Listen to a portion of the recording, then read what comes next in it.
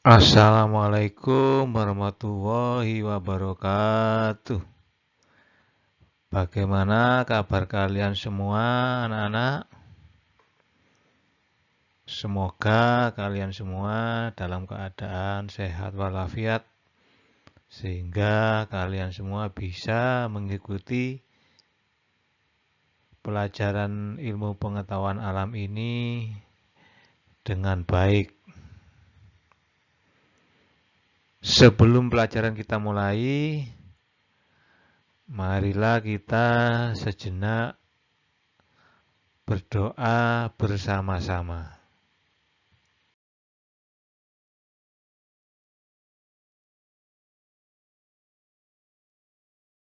أعوذ بالله من الشيطان الرجيم بسم الله الرحمن الرحيم الحمد لله رب العالمين الرحمن الرحيم مالك يوم الدين إياك نعبد وإياك نستعين اهدنا الصراط المستقيم صراط الذين أنعمت عليهم غير المغضوب عليهم ولا الضالين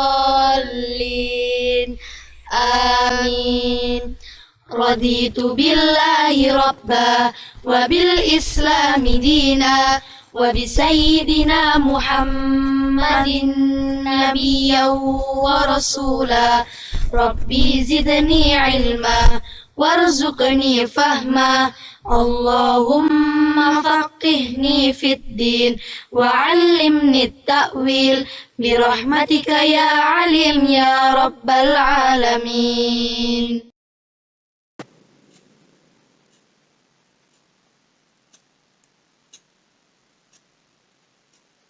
Sebelum mata pelajaran kita mulai, tidak bosan-bosannya saya mengingatkan kalian untuk tetap melakukan protokol kesehatan.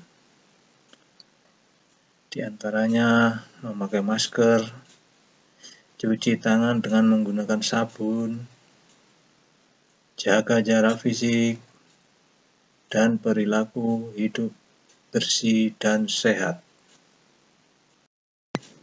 Materi kali ini yaitu sistem reproduksi pada manusia, dengan tujuan peserta didik dapat memahami dan menguasai konsep sistem reproduksi.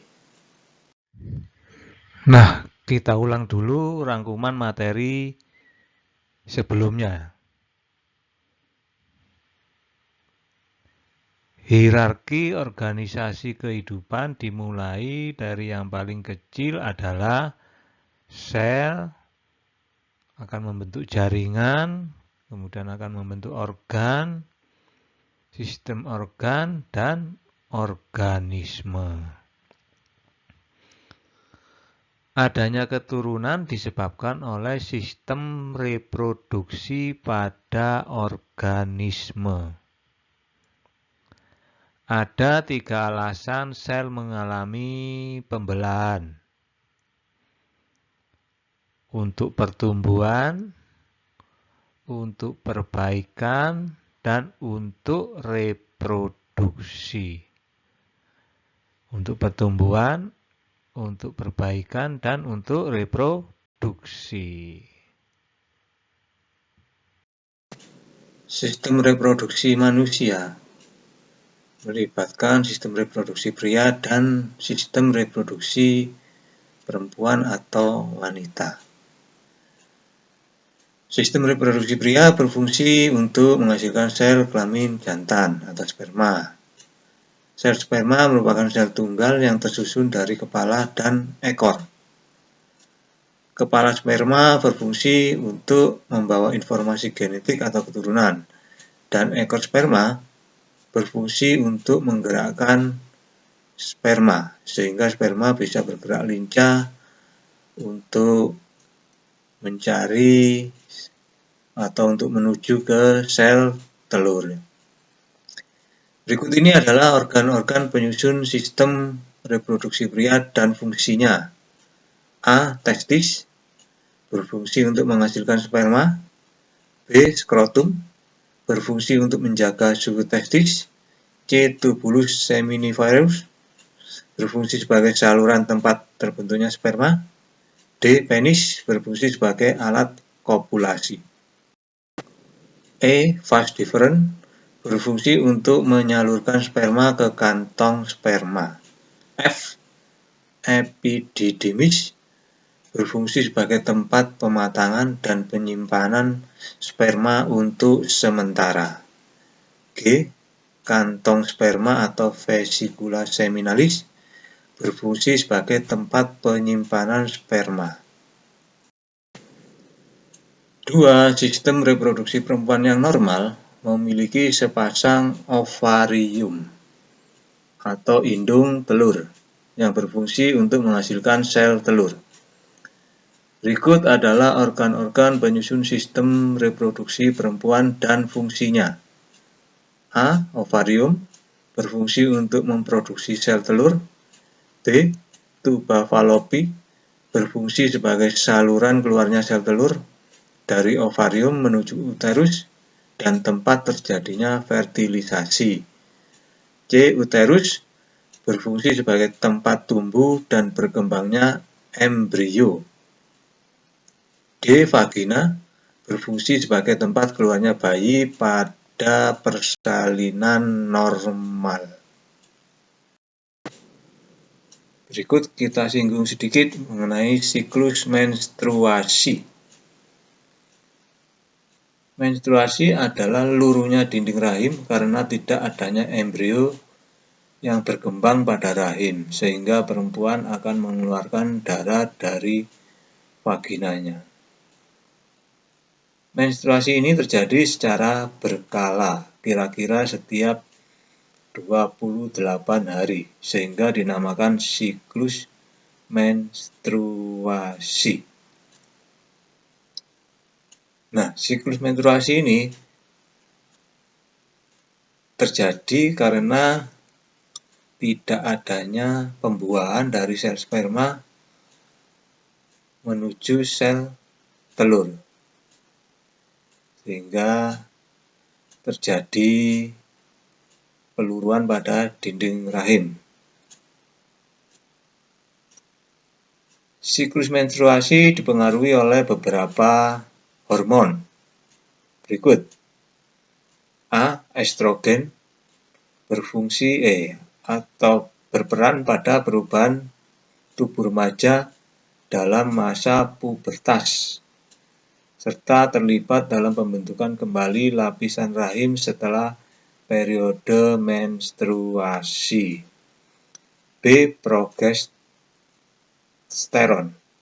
bekerja sama dengan estrogen menjaga siklus reproduksi dan menjaga kehamilan. Itulah sekelumit dari sistem reproduksi manusia. Sebelum kita akhiri, mari kita coba merangkum materi yang telah kita bahas tadi. Sistem reproduksi manusia melibatkan sel sperma dan sel telur atau ovum. Organ-organ reproduksi pria antara lain testis, skrotum, tubulus seminiferus, penis, vas deferens, epididymis, dan kantong sperma atau vesicula seminalis. Sedangkan organ-organ reproduksi perempuan yaitu ovarium, tuba Fallopi, uterus, dan vagina. Nah, untuk materi berikutnya akan kita pelajari tentang fase-fase siklus menstruasi.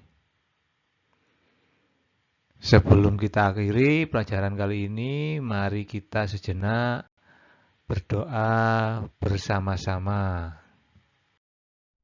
Subhanaka la ilma lana illa ma 'allamtana إنك أنت العليم الحكيم اللهم انفعنا بما علمتنا وعلمنا ما ينفعنا واهدنا لأحسن الأخلاق فإنه لا يهدي لأحسنها إلا أنت اللهم اغفر لمشايخنا ولمن علمنا وارحمهم وأكرمهم برضوانك العظيم في مقعد الصدق عندك يا أرحم الراحمين. Sekian dulu anak-anak. Semangat berdoa dan belajar akan membuat kalian sukses. Wassalamualaikum warahmatullahi wabarakatuh.